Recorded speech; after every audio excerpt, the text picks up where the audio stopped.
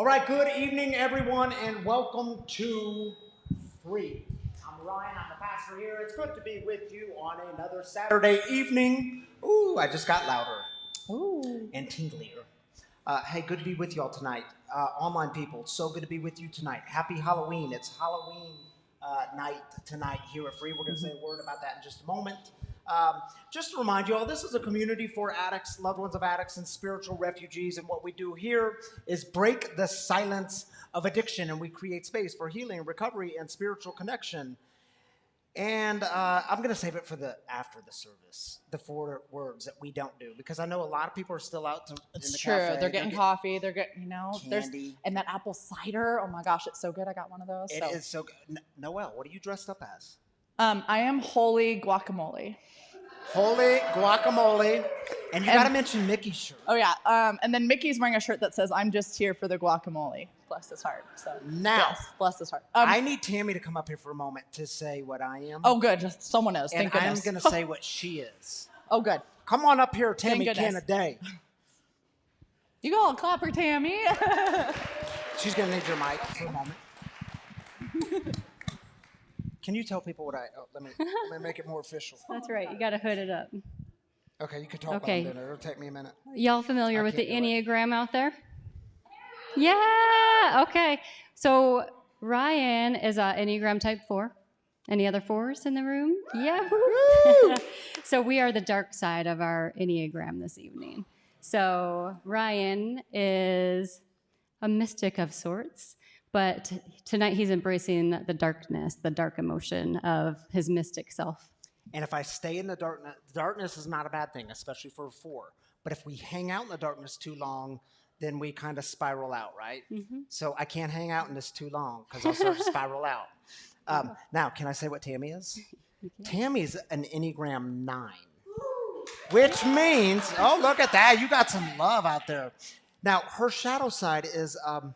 she can get a bit slothy if she's living into her shadow side. So Tammy is a sloth. Woo! And her costume just came in. It wasn't supposed to be here, and it just came in. It was supposed to be here, but then it got delayed. It just got here like an hour ago. So how about that? Perfect. Nothing slothy about that. All right, Tammy Kennedy. We'll see you again in just a moment. Noelle, you want to tell people what's going on? Yep. And I need to be a bit of a contemporary mystic, so I got to rock my hat. He cannot go service without a backwards baseball hat. There we go. Now I'm ready. Well, good evening, everyone. If tonight is your first night here, we are so glad you're here. Welcome. We have welcome bags right outside this store here. Has a little bit about what we do at Free Spiritual Community, some information on Wagon Coffee, and then there's some swag items in there, as well as some fresh roasted Wagon Coffee. So please, that's right. So please grab one on your way out. They're right here on this bag, or on this table. Next up, so earlier tonight, we had a trick-or-treat street for the kiddos. And after service tonight, directly after service, in the cafe next door, Aurora Sober Living is setting up right now, but we will have an after-service Halloween party. They have a ton of food in there and some decorations, so please join us. The cafe will also be open, so you can grab, gosh, those apple ciders. I can't say enough about them. They're my favorite. But the cafe will also be open, so there's an after-service party right after service this evening in the cafe right next door. So hope y'all can come. Yeah, come hang out and get to know some new people. It's a good time. Yeah. And thank you, Aurora Sober Living, for that. Yes. November 3rd, it's a Tuesday evening, so starting on November 3rd, and then every subsequent Tuesday from 6 to 7 p.m., there is a friends and family support group of addicts that is starting. And so that'll be in the cafe right next door. They have their own curriculum. And will you remind me who? It's Brooke. Brooke Donahue will be leading that. She's totally awesome. And I think last week we said it was a Thursday night. It is definitely a Tuesday night. Oh, okay. Tuesday night, November 3rd, and that will be weekly.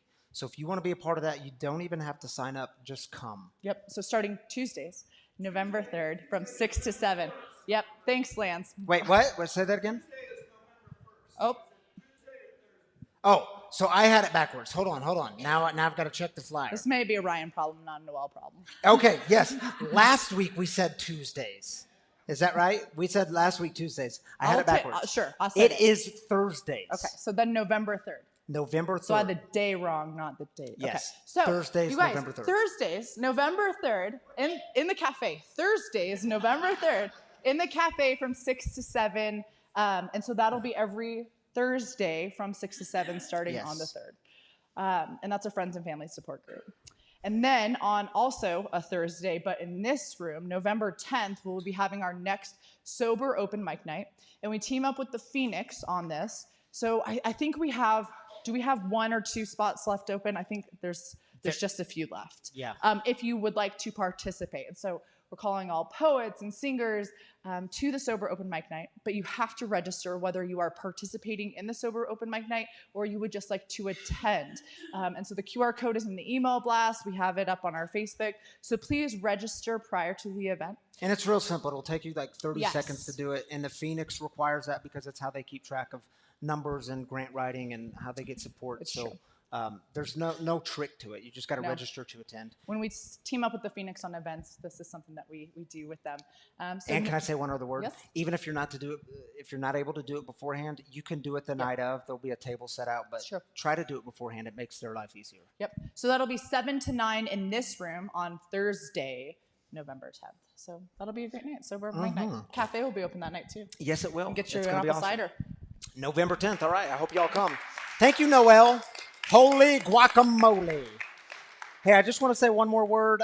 In the kids program, if hanging out with kids is your thing, we're always looking for more volunteers. I mentioned this last week. There's a sign-up sheet just on this coffee table right outside these doors. So if you want to volunteer ever on a Saturday night, that would be awesome. Always looking for volunteers. So sign up and someone will be in touch with you through email, and we would just be absolutely delighted. So if that's your thing, please do sign up. All right, y'all, the way we start here at Free, and can you tell my voice is starting to leave? I'm going to try to make it through tonight. I'm going to plow through. The way we start here at Free is with celebrations. We lift up the good stuff together. We believe that God joins with us in the good stuff and celebrates with us, whether that's sobriety anniversaries or maybe the new thing happening in your life, whatever it is, jobs, babies, just the new path being taken. We want to lift it up. So take 3 minutes for you online people. Our online community, take 3 minutes and drop it in the YouTube comments or the Facebook comments. We want to celebrate with you as well. And if you're here, just slip up your hand and Derek will bring you a microphone and we will celebrate together. So let's take 3. I'm Tisha. I'm an alcoholic. I just celebrated 4 months sober. All right.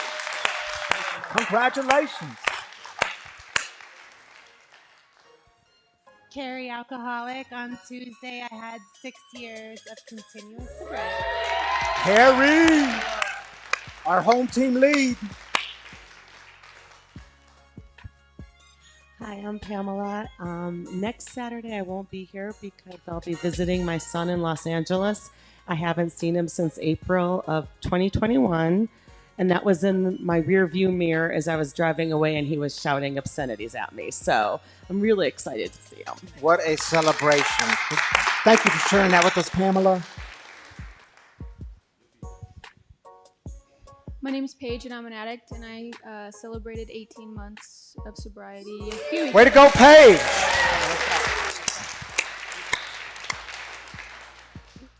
Hi, I'm Shiloh, and there's this thing called extra math in our school, and there's addition, subtraction, and multiplication and division, and I completed it all in only 2 months.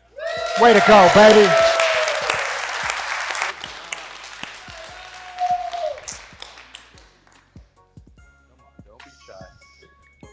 You got 1:30 left for those of you that have something you want to lift up, the new thing in life, right here.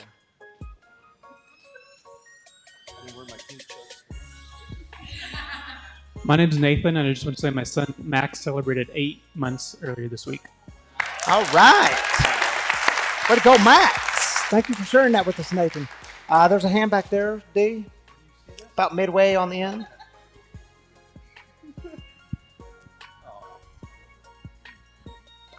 I'm Mary, and today I left working for a boss and am now starting to work for myself.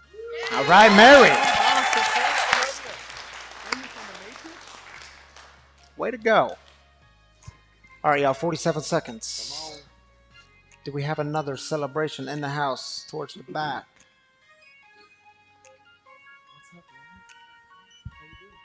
Hey, I'm Austin. I'm an alcoholic, and I got 5 months sobriety. Way to go, Austin. Proud of you, dude.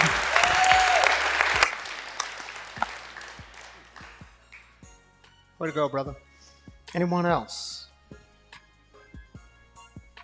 I'll celebrate. I heard back from my dad, so he's well. Yeah. All right. Well, Good that's news, man.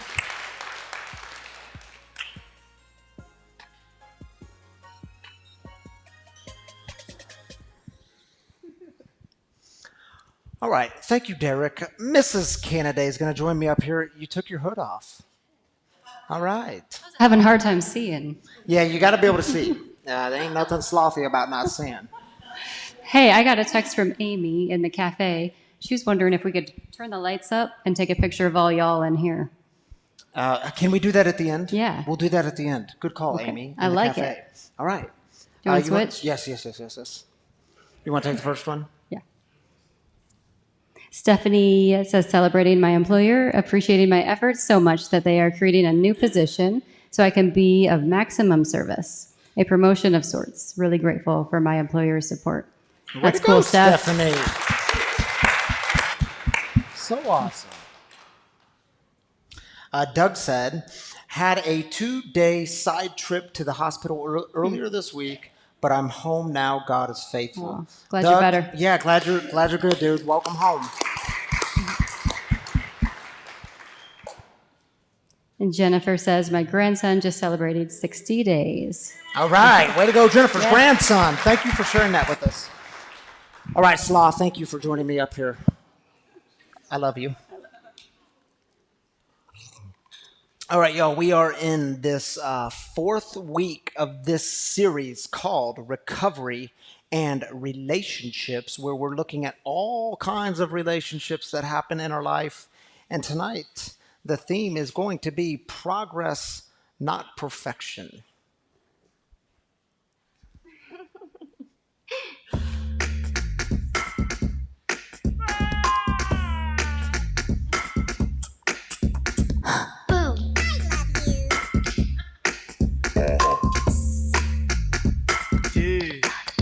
Wow. Stop.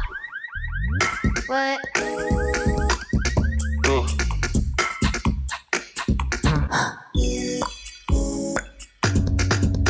Bye. You know, one of the greatest gifts that 12-step programs give to addicts and loved ones of addicts is this constant reminder that when it comes to the living out of the spiritual principles in your life, it is about progress, not perfection. And y'all, we need that as much as anyone, don't we? Because the problem is, so many of us, somewhere along the way, we become absolutely addicted to perfect, especially in your relationships. And let's just start here. Let's start with acknowledging that relationships can be hard, can't they? And I'm not talking just one particular relationship. I mean all of them.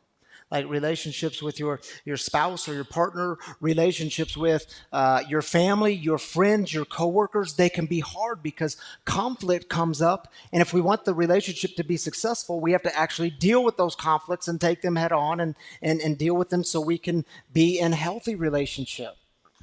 And here's what I know about relationships. The best and the healthiest ones, they don't just happen. Healthy relationships take time. It takes an incredible amount of energy, some intention of investment into the relationship. They don't just happen. And see, building healthy relationships, it can be difficult, but I do think it is worth it. So what I want to do with you tonight is just explore with you what it might look like for you to, in your life, give up perfect. And along the way, I want to ask this kind of overarching question. How do we stay present in a relationship and so that we don't look back and have this feeling that life just kind of passed us by? You know, when we get caught up in striving for perfect, what I know is we always start with the same question, and that is, what will people think of me? What will they think of me? And perfectionism, in my experience, it comes about it presents itself in the most subtle ways we're not even aware of or conscious of. Like a few Saturdays ago, actually it was a few months ago. We came to Free on Saturday afternoon, and we started to set up like we do. And on this day, I had our 11-year-old daughter, Selah, with us. She was 11 at the time. She's 12 now. And yes, I did get permission from her to share this story, because I always get permission when I share personal stories, even from my kids. And so Selah was with me, and I was in here actually setting up the chairs. And on that particular day, some leaves had blown into the entryway here at Free. And so I said to Selah, baby, can you get the vacuum and vacuum up those leaves? Now, she got a bit sideways with me, because apparently she had other things on her agenda which didn't include vacuuming up leaves. So I asked her again, and she finally went to get the vacuum, and she came back, and by this time she was even a little more sideways with me. And by this time she started to be a bit more vocal. You know what I mean? And y'all, here's the problem. There was people around, and it started to embarrass me. What are they going to think about me? These people are going to think I can't handle the situation. I don't know how to control this situation. What are they going to think about me as a parent?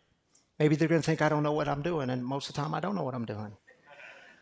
And so what I do, I put my hands on my knees, and I went up to Selah and got on her level, and I said, baby, you have to stop, because this is embarrassing me. And do y'all know that moment where the words that you say, and I know we don't intend to, but the words that we say and the way in which we say those words, it just kind of crushes someone's spirit? Yeah, that was that moment for me. You know, later that night we got into the car, and she was sitting beside me in the front seat, and she was real quiet. And I said, Selah, did that vacuuming incident, what I said to you, did that bother you? And I knew it bothered her. And she got real quiet again. And then she spoke up. And she said, yeah, Poppy, it did bother me. Because you weren't worried at all about me. You were just worried about what they would think of you. Yeah, don't you hate it when kids have this cunning ability to drop truth bombs on you? And see, what I know is perfectionism always starts with that question, what are they going to think about me? And you know, I was reading an article recently. It was in the magazine Psychology Today. And the title of the article was When Perfectionism Harms You and Your Relationships. And get this, she says this: in over 25 years of clinical work, I don't recall a single client arriving at a first session ask for help to overcome perfectionism. She goes on to say, because we developed these habits and patterns over time, and what happens is so many of us, we see this thing of perfectionism as a strength in our life. We see it as a way to excel, to give forward, to make things happen, to become exceptional people in the world. But she also notes that perfectionism always leads to self-criticism and or criticism of others. Are you with me? You know, one of the most important things I think we can do in our relationships is to make this move from perfect to good.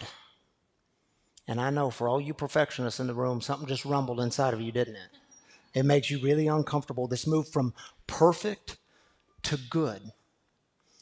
Because you do know that every relationship you're in, every relationship you're engaged in, we touched on it a little bit last week, but every relationship will experience seasons. Is it true?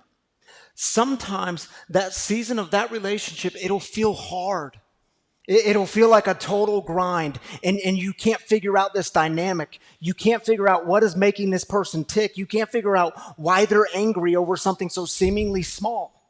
And in that same relationship, you will also experience seasons where it just seems like things are gliding. Man, things are smooth sailing. And I want to offer you a new way to look at this, a new perspective. What if all of it's good? Like, what if all of it belongs? And that's not just a fancy saying. That's really, what if all of it belongs? All of it's good. You know, on Thursday evening, I was doing a wedding.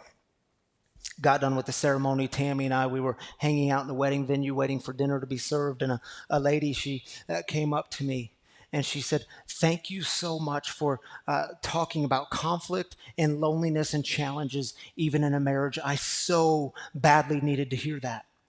And then she told us some of her story. She said, "This is my second marriage, and it's also his second marriage, and we've been married together now for 7 years, and I thought things this time around would all just be easy." And we started to talk about relationships and how this isn't true because all relationships experience seasons, and what if all of it's good?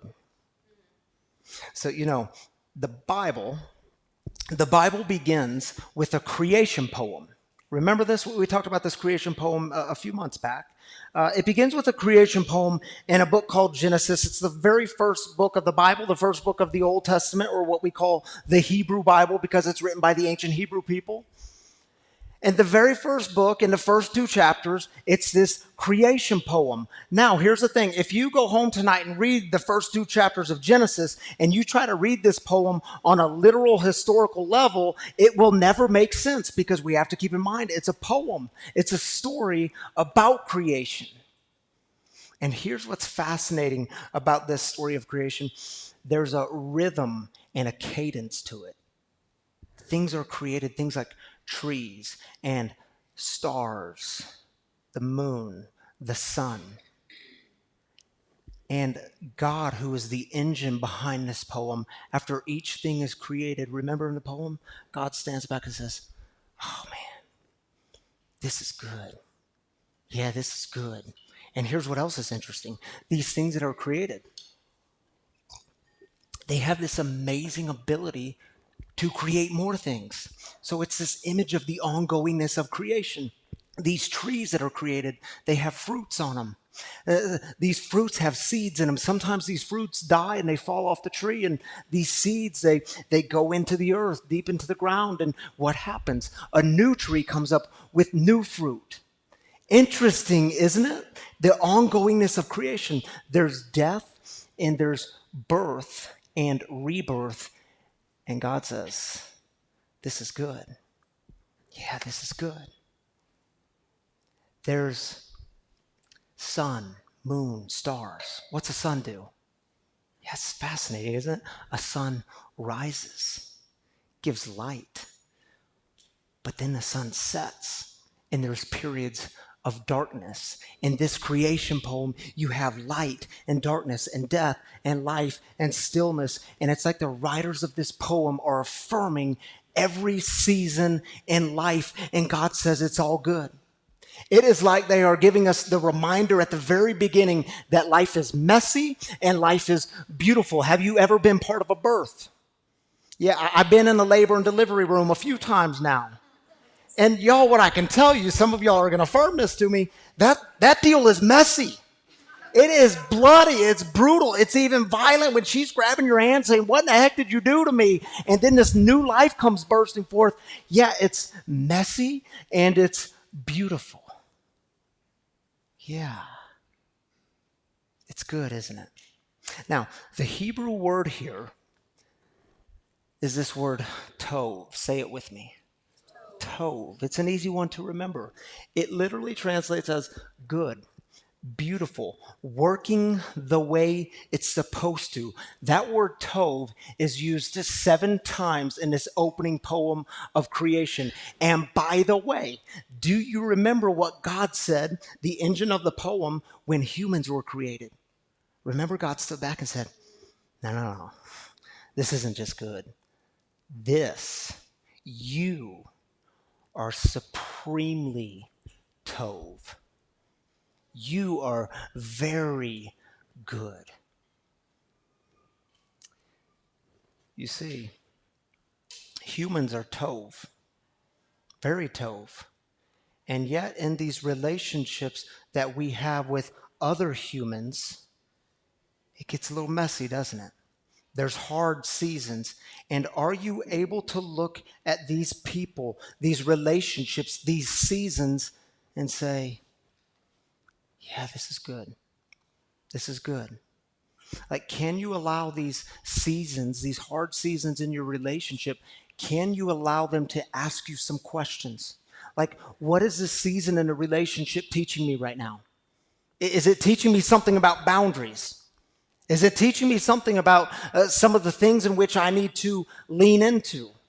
Can you let it ask you some questions like, is this relationship, is it highlighting some of my shadow sides? Is it highlighting some of my fears? And maybe they're old fears that have a past to them, like the past that says, you're just not tove enough. Yeah, that fear will creep up on you, won't it? Are you allowing it to ask you questions like, is this moment in this relationship inviting me to grow? Like, where do I need to grow as a human to be in relationship with other humans? And do you see what happens when we start with Tove? When we start with it's all good, well, then it keeps us engaged and growing throughout the seasons. We don't bail. And y'all, listen, I'm not saying there's never a time to bail on relationships. Know your boundaries, know when to walk away. But when we start with Tove, we don't just bail as a first response. And see, when perfectionism is running the show, it will always bail on the good. So how do we stay present in relationships so that we don't look back and have this sinking feeling that life just kind of passed us by? And let's talk about something very important for just a moment. The relationship between perfectionism and shame. Yeah, because those two love to hang out, don't they? They love to feed one another. They love to feed off of one another. And it's always fascinating to me that when we start talking about perfectionism, people are like, no, I don't battle that stuff. No, man, you should come into my house. It's an absolute disaster. I don't battle perfectionism. But then you talk about shame, and people are like, oh, yeah, I know what that's like. Yeah, I've been there, done that. I know what shame is. Y'all do realize shame is the birthplace of perfectionism. So if you're here and you have battled shame, there's a good chance you have also battled to some degree perfectionism. Like, how many of you, while you were active in addiction, you tried to cover up shame with perfect? Yeah, you were the first one in the office on Monday mornings, even fighting that brutal hangover. But you were going to show them, you were going to try to prove to yourself, convince them. Or how many of you, you didn't like yourself, but you worked really hard to be perfect so that other people would begin to like you? And how many of you were filled with that fear of being truly seen, being truly known? And if they really find out who I am, they're not going to want me. And that's called shame. Man, shame was my game in active addiction, hoping no one would see me, hoping no one would find out who I really am, hoping I would never be known, that they would never know what I really feel. And perfectionism will always come along and try to cover up your shame. And you see, when I'm healthy in my relationships, when I'm not healthy, I should say, when I'm not healthy, I start asking the question of, what will they think? What are they going to think about me? But see, when I'm healthy, I can start with a different set of questions. How can I improve? How can I do better? How can I be better in this relationship? And by the way, just 3 quick things about what perfectionism isn't, so we don't get it confused. Perfectionism is not the same thing as striving to do your best. Perfectionism is not about healthy achievement and growth. And perfectionism is not about self-improvement and wanting to do a good job. But see, at its core, perfectionism tells me that if I please you, if I perform well for you, if I can hide myself enough, then you'll like me and then I'll have your approval. And guess what? When you're chasing perfection, you put all those expectations not just on yourself, but you put them on other people as well. Anyone done that? Mm-hmm. And the relationships in your life will never take flight if you are operating out of perfectionism. You know, I was meeting with a guy not long ago, and he texted me and he said, man, I need to talk. And the backstory is he was madly in love with this young woman, young couple. And I should tell you, they're happily married today. But he wanted to talk about this relationship. So he texts me, we meet in my office and we sit down, and he says, man, I think it's time for me to get out of this relationship. And I'm like, dude, what happened? Like just 2 weeks ago, you told me how madly in love with her you were and you wanted to marry her. He said, I know, but it's all the little things that she does.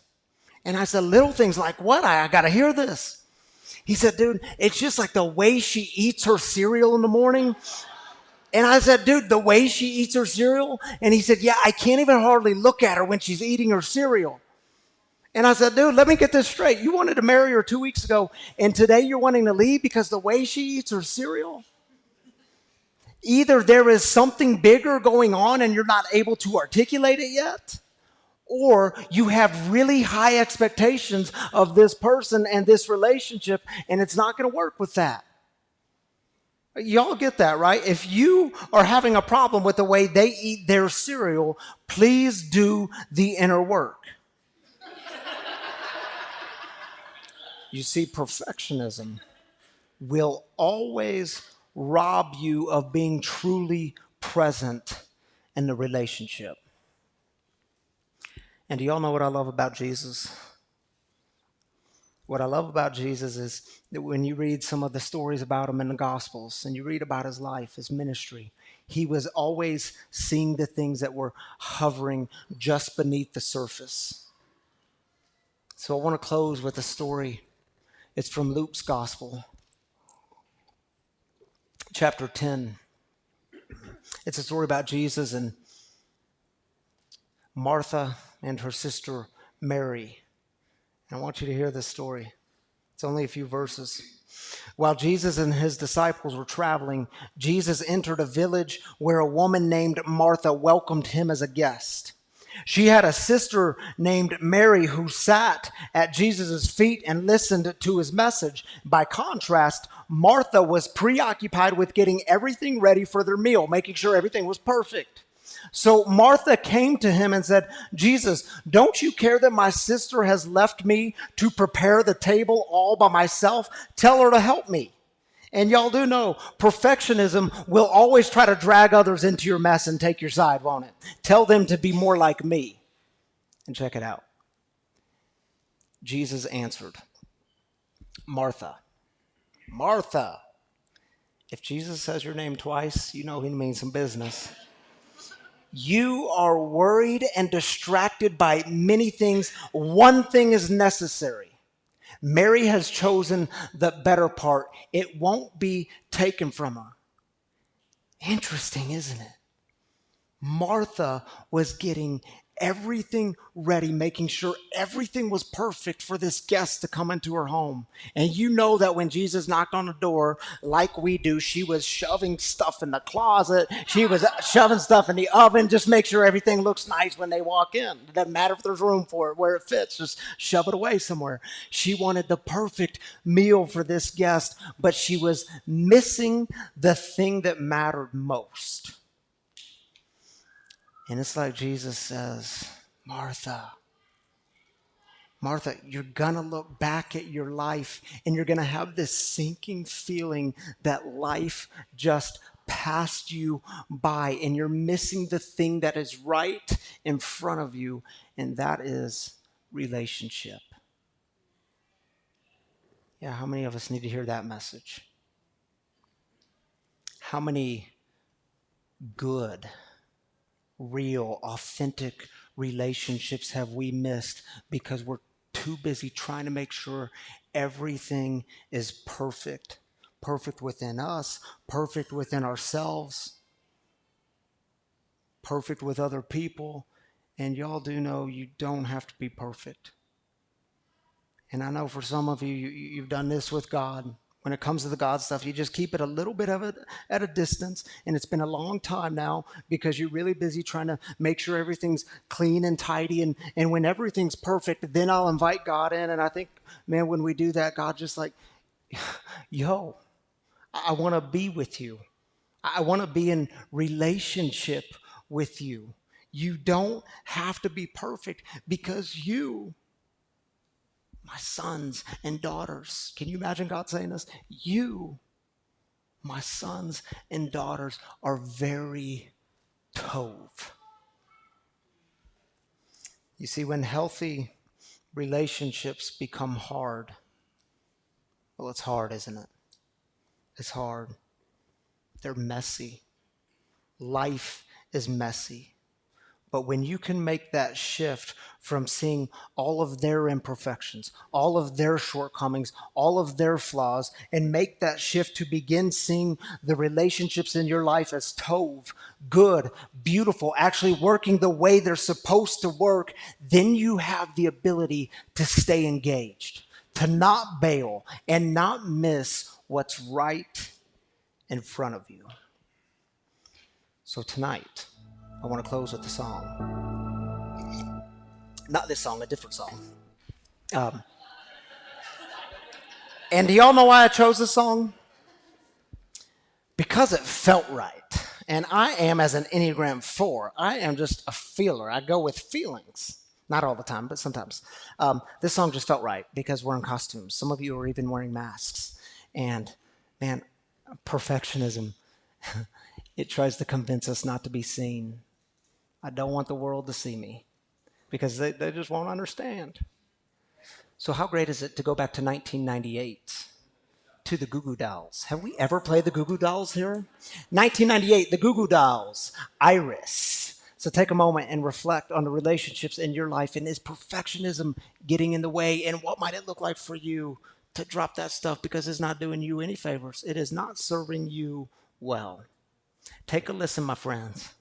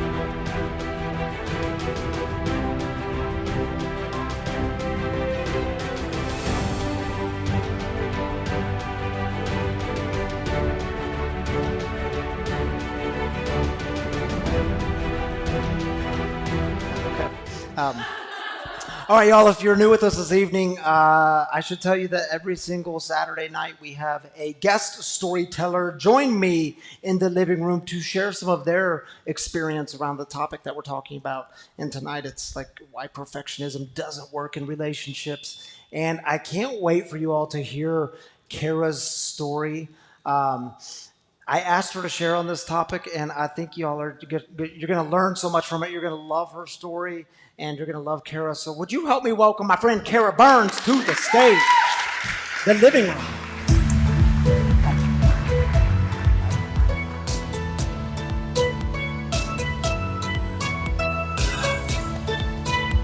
Hi.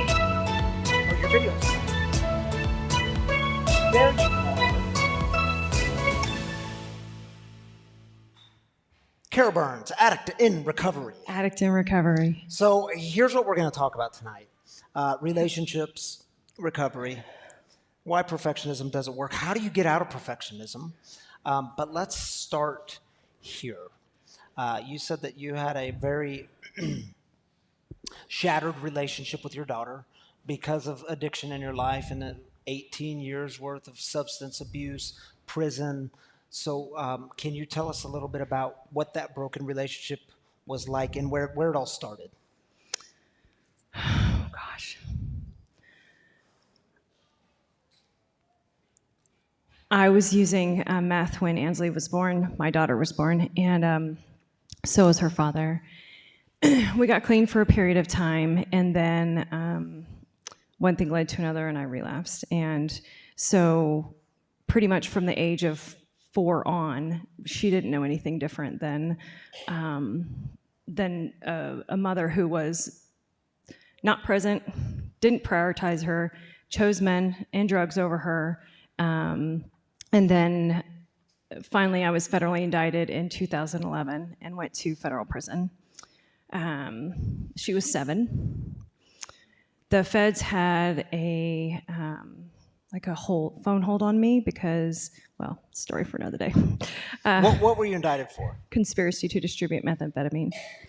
And they didn't allow me to talk to my daughter. And so our shattered relationship became even more just shattered. I mean, talk about just beyond abandonment. Literally one day I was there and the next day I wasn't.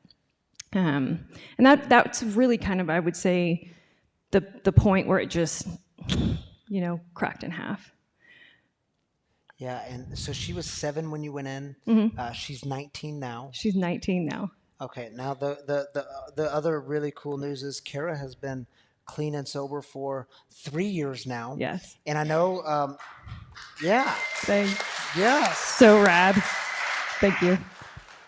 So I know it's a story of addiction took everything from you, shattered relationship, but here you are clean and sober 3 years, and you have a reconnected relationship with your daughter. And I know it has not been easy. It hasn't just, because as we say, good relationships don't just happen. Like it takes a great amount of energy and effort and intention. So what has that reconnection been like for you? You said something earlier when you were preaching that is the best way that I could sum it up. It's been messy and beautiful, particularly beautiful now. Let me give you some context. So I was clean and sober for 8 years after my release from incarceration, and then, but I wasn't emotionally sober. I wasn't working a program, and ended up relapsing 3 years ago. And my daughter lived in facilities at that point. So she'd been in and out of facilities, and in that moment she was living in a facility. And it was a very hard, quick relapse. We all hear that when you relapse, you go back to where you were times 20, and it was absolutely that for me. And I did that. I drank for 3 weeks and then had a needle in my arm, like boom. I was out for 6 days, and I knew, when you had just, I know this will resonate with everybody because we all carry that same story, right? I just didn't want to let her down again. And there was that, I was like, and I knew where that road would go if I continued going down it. I knew it. So I was out for 6 days, and I called some friends, and I got into rehab, and I had to call my daughter and tell her, and I still remember exactly how that felt when I had to do that. But I got the chance to do it instead of being just gone to federal prison one day, right? Just indicted and gone. At least I could, say, hey, I've relapsed, and I'm going to do my best to do better. Went to rehab, got out, and I didn't have a real, I felt like everybody else got their kids back after they got released from incarceration. I didn't, right? Thank God I didn't. I wasn't emotionally sober in that point to do that.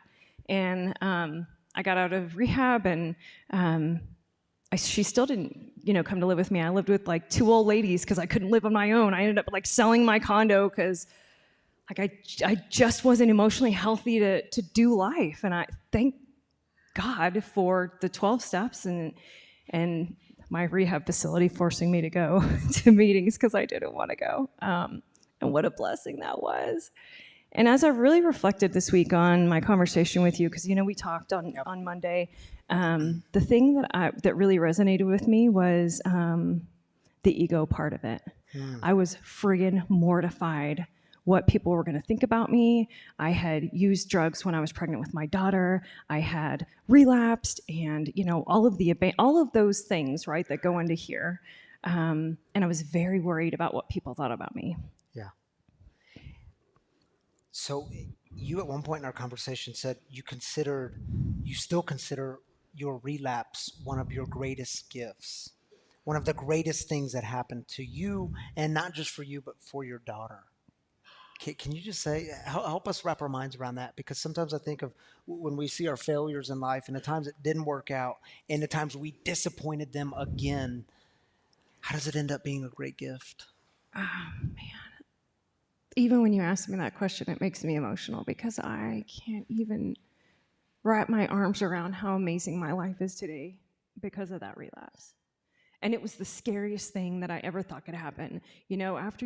After I'd been to prison and, come out of the lifestyle that I had worked out of and I had projected this like image of what I wanted people to think of me. I ran marathons and I did this and I did this and I did all of these things to make people think, I tried to control. Does that resonate with anybody? I tried to control like what other people thought about me, with this curated view, those masks that we wear, right? And I was living in that protective state. And when I relapsed, it took me down to the ground again, and I was able to.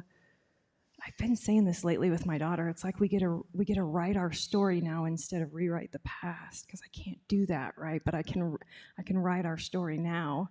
She's 19 and just moved back in with me after not living with me since she was 5. She's been living with me for 3 months now. And I wake up in the morning and my very first thought is like, my God, like, thank you so much. Yeah. Like, oh my gosh. And it's hard. Like, it's hard, to be an instant parent and an instant mother. I'm like, I know that none of it, they don't come with handbooks, right? But it's like I missed those years, and I'm just like, I don't know what to do. and the overwhelming message is just, please show her unconditional love. Just show her unconditional love and acceptance, right? Something that I wasn't taught or modeled. And that's just such a big deal to me, you guys. It's just so beautiful. I think that's like my big message tonight is don't lose hope. I've been out of prison since 2013, and here we are, over a decade later, and I'm like, it's getting good, man. Yeah, this is good. One of the lines you dropped on me, which I thought was so beautiful, you said, I had to radically own my own shit before I could start to heal and before you experienced healing in your relationship. How do you do that with your daughter being 4 months in? And you said it feels like I'm getting a crash course in parenting. By the way, I think a lot of us feel that way. How do you own it? What's that look like in your life? Being her mother, like I get to really be a mother now. Before, when she wasn't living with me, it wasn't really, now I'm really her mother, and I don't know a better way to explain that. It's just what I'm feeling now, right? has taught me more in the 4 months that she's lived with me than I've ever learned in my entire life about myself. Like, I just am like, all of my crap creeps up and I'm like, oh, we can do that better. Oh, we can do that better. Oh, we can do that better. And it's often, like, it's daily.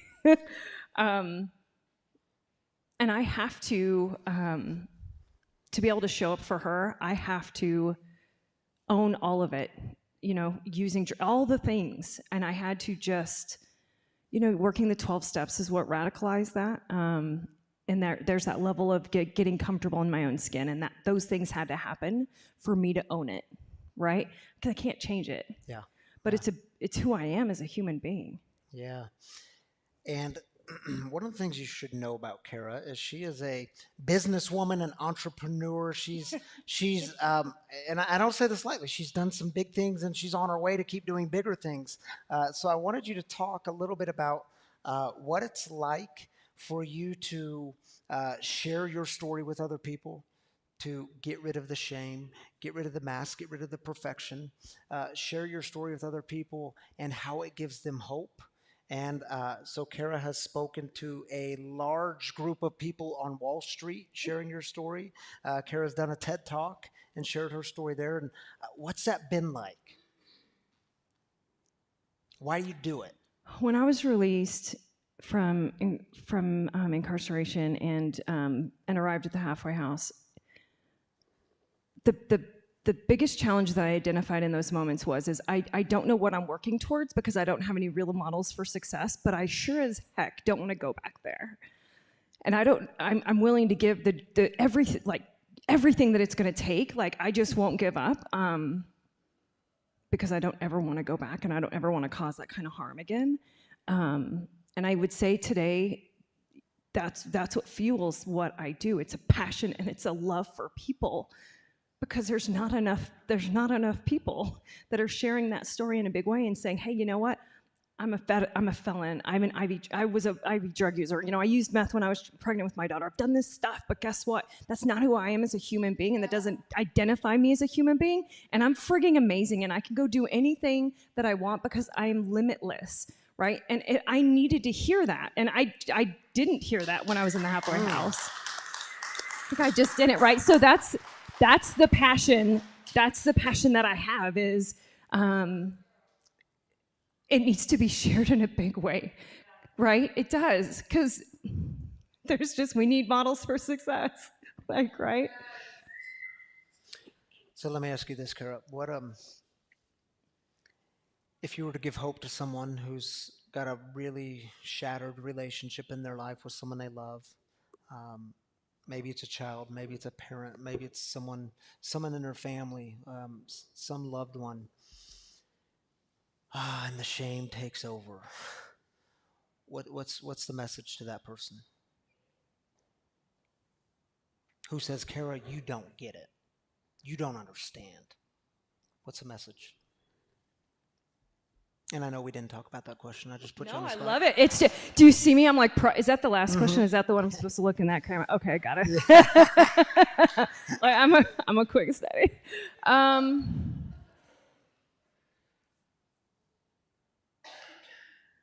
For someone who would say, you know, Carrie, you just don't understand, I would push back and say, you know, clearly I do.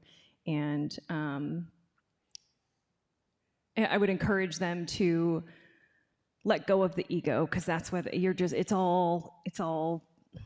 all covered in ego, right? The biggest encouragement that I could say is that I would do in that moment if I felt that way, I would get on my knees every morning and every night and just pray and let Spirit, you know, take over. That's what I would do. That would be my encouragement. Thank you for being with us tonight, Kara. Yes. Will you? Are you going to stick around afterwards for a few minutes? Duh, it's a party. It's a party. That's right. I love it. And people can ask you any sorts of questions they want to ask you. Please. There's no area that is not open, because I am passionate about sharing my story, our story. Kara Burns, ladies and gentlemen. Thank you, Kara. Thank you so much. Yes. I'll take that.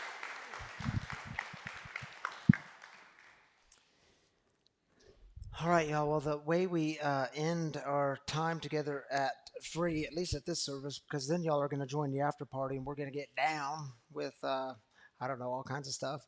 The way we close things down is we lift up the heartaches together. So just like we do with celebrations, we believe that God always hears the cries of the broken, and we have this fundamental belief here that you weren't created to carry it alone, that we carry these burdens and heartaches together. So we take 3 minutes. If you're online, again, just drop a comment, drop a heartache in the Facebook comments, the YouTube comments, wherever you're joining us from. And if you're here in person, which is all of you, just raise up your hand. Derek will pass you a mic and give us the heartache. Lift it up, because you have a whole community, a whole comrade of people joining with you in that heartache and encouraging you, texting you throughout the week and lifting each other up. It's how we do community. So take 3 minutes and let's heartache together.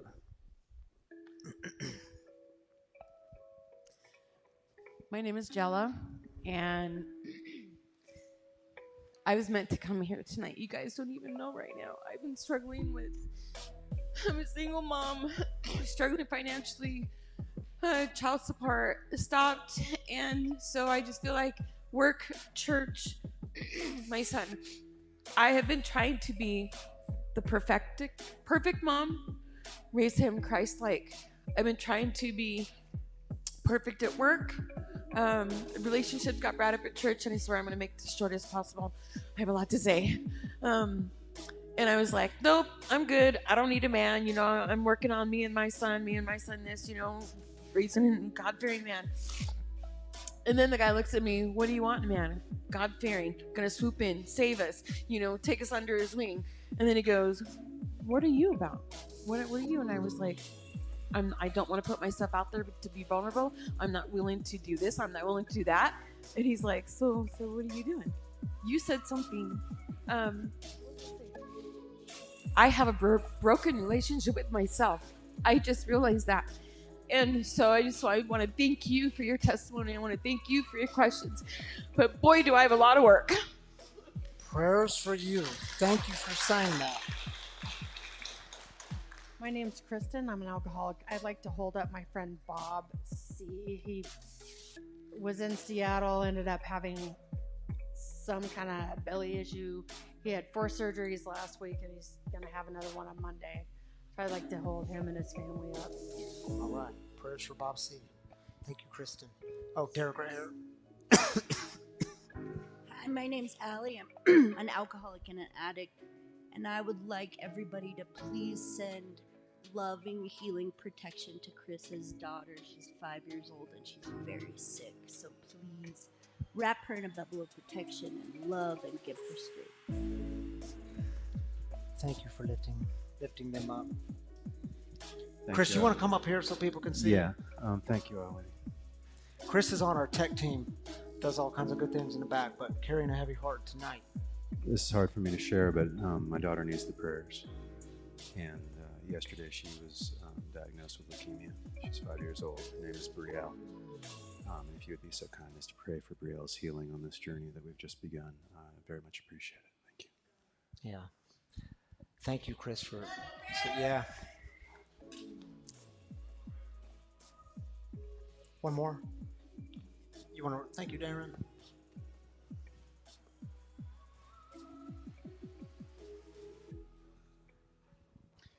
Hi, everybody. Mike, Alan Boswell over here. I've made a lot of friends with some of these Denver voice vendors. They're the guys they're homeless people who vend the paper about the homeless. One of my favorite people, Brian Augustine, he's lived a good life, and they jacked his rent up $300 a month, and he's back homeless again. And it's heartbreaking. Thank you. Yeah, prayers for him. Thank you for mentioning him, Mike, lifting him up. Darren, you want to join me up here? Or should I call you Darren or Han Solo? Come on, Han Solo. Join me up here for some heartaches. All right. Here we go. Ah, I yeah. look good. He is looking just amazing this evening, isn't he? Having hair is awesome. Preach. The first one we have is from Andre Lane. Hi, family. It's Mimi L. It's from Mimi. I asked for prayers for my mom, who is deep in the depths of this disease. She asked for help this week, and I took her to get help, and she tried to take her life. Was put on hold, got some help, and was released and is drinking again already. Send hope for this amazing lady. I love you so much. Lifting her up, Mimi. Thank you for sharing that. Yeah, absolutely. Brian says, my friend Noah's brother died this week. Please pray for Noah. Please pray for peace and clarity for him and his family. Brian, lifting up your friend Noah this week as they experience grief and loss. Thank you for mentioning that. Thank you for being part of this community. Kylie Reed says, prayers. I am sober still from alcohol, but relapsed from drugs 2 weeks ago, and now I'm 16 days sober. Good job. I feel so ashamed for relapsing on this on one. You are in good company. Every one of us has been where you are at, and we're so proud of you that you got 16 days. That's a big deal. Yeah, and Kylie, if you missed it, go back and listen to Kara's story. That relapse might serve as a great gift along the journey of recovery, but thank you for sharing that with us. James says, also known as Jim, we lost our beloved son Matthew to alcohol 1 year ago today. His brother David followed him 6 months later. Please offer prayers in their memory. Jim, we are lifting up you and Susan this evening. I'm glad you're tuning in. I know you're out of town, or else you'd be here, but we're lifting you up. That 1 year anniversary can be very, very difficult. So lifting you all up. And Stephanie, I'm just praying for hearts to be healed and burdens to be lifted. That's a beautiful prayer. Thank you so much, Stephanie. Yeah, Stephanie, glad you're part of this community. She's up in Michigan now, Darren. Wow. Yeah. She is a world traveler. Hey, can we just take a minute? Chris, where's Chris? Did Chris go back to the back? Chris, can you come up here just real quick one more time? We're going to make Chris run a little bit tonight. If you're new with us, we do finish by 8:15. We'll be done a little bit before that, but if you're freaking out because it's after 8, we actually go till 8:15, but we'll be done before that. Chris, can you say your daughter's name again so everyone can know your daughter's name? Yeah, it's Brielle, like Gabrielle without the ga. Brielle. Yeah, Brielle. No one's going to forget that now. Hey, would you just come up here with me? And I just want to ask you all, in fact, you and I, let's sit down for this. We won't make anything creepy. But something powerful happens when we just extend hands towards someone who is going through some heartache and burdens and suffering and the fear of having your 5-year-old daughter diagnosed with leukemia. And I know we've talked over the past couple of days and we've touched base this week, but I want to ask y'all, will you just take a moment, whatever your thing is, if you want to extend good vibes or prayers or healing energy, would you just extend your arms towards Chris, and let's just take like 15 seconds, and however you want to do it. And if you don't feel comfortable doing this, you could just do this. Just open your hands, extend the energy and prayers, and lift Chris's daughter and his family in this moment. Take a moment of silence.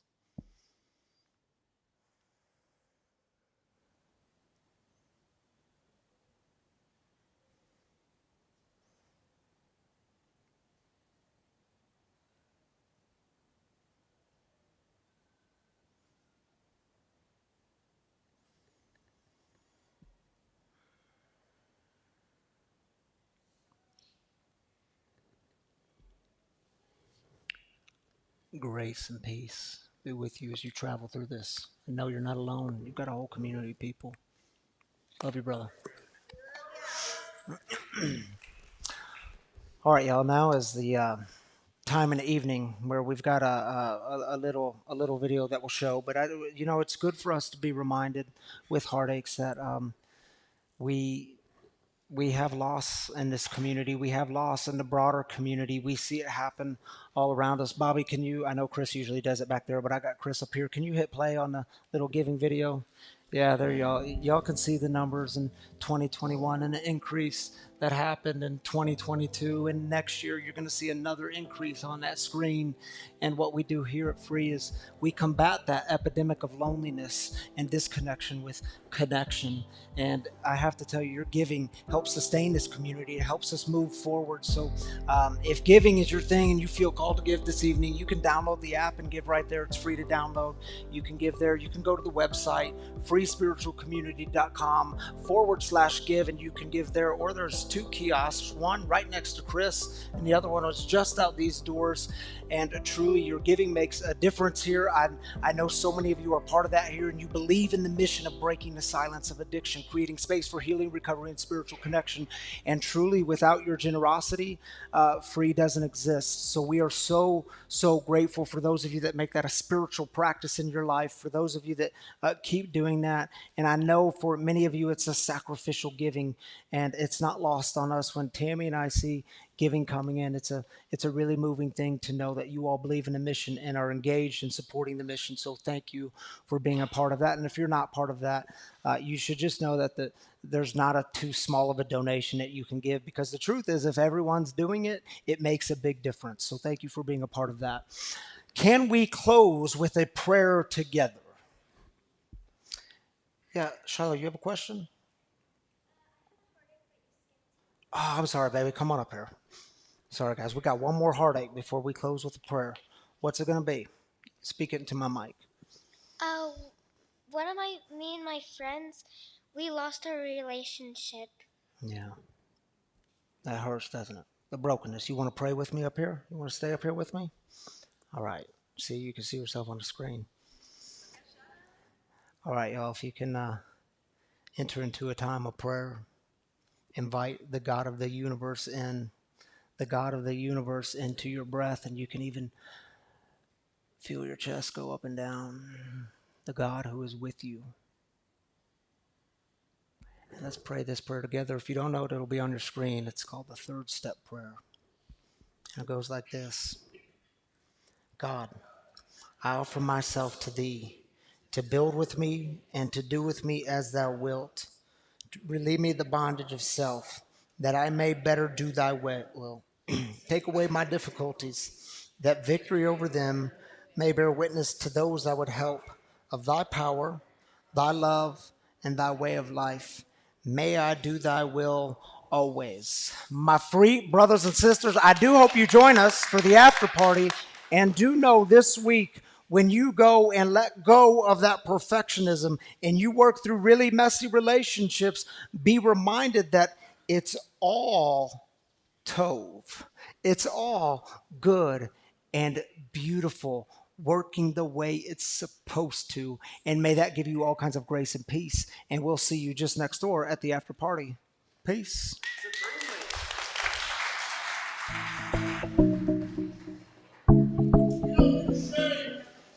Oh, so who said that? What's the 4 words? Shout it out, brother. What's the one thing we don't do here?